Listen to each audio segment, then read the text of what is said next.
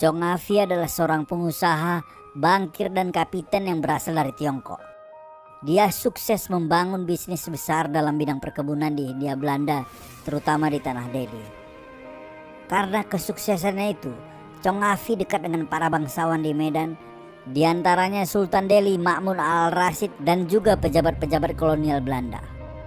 Chong Afi lahir pada tahun 1860 dengan nama Chong Fun Nam dari keturunan suku Hakka di Sungkou, selatan Tiongkok.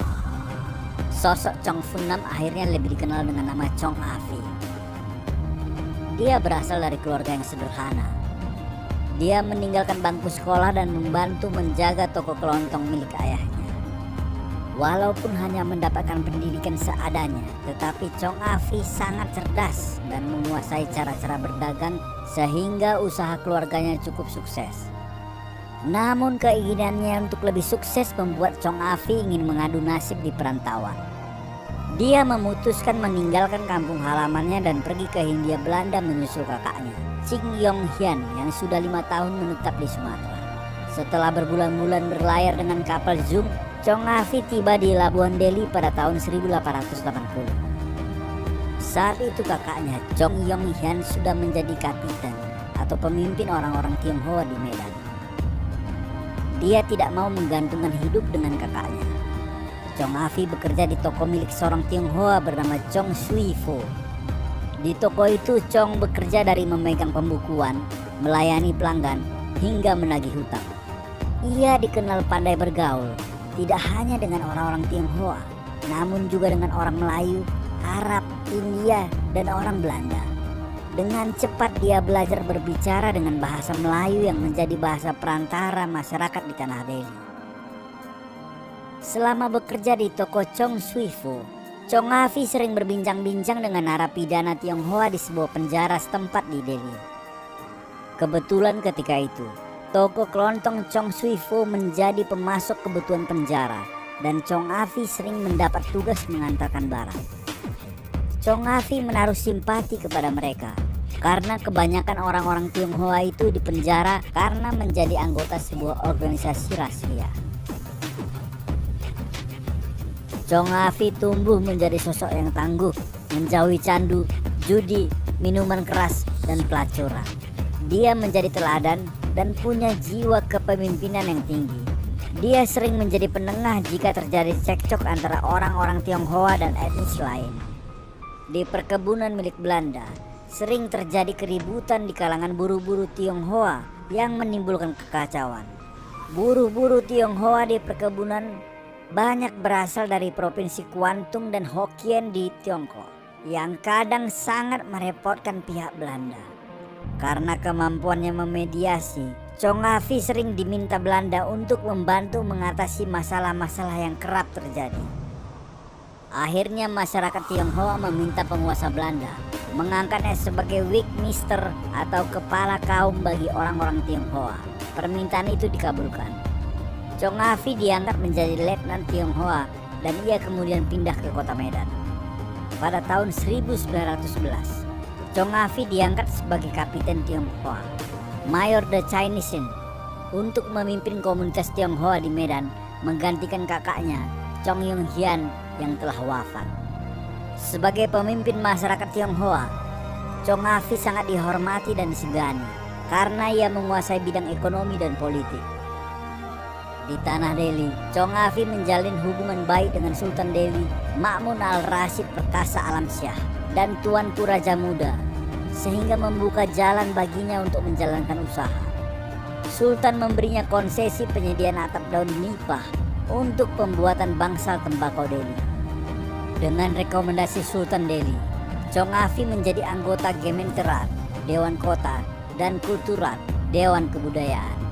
Chong Afi adalah legenda kota Medan karena sifat yang dermawan dan toleran tanpa membeda-bedakan bangsa, ras, agama, dan asal-usul. Chong Afi senantiasa akan dikenang oleh warga Medan selama-lamanya.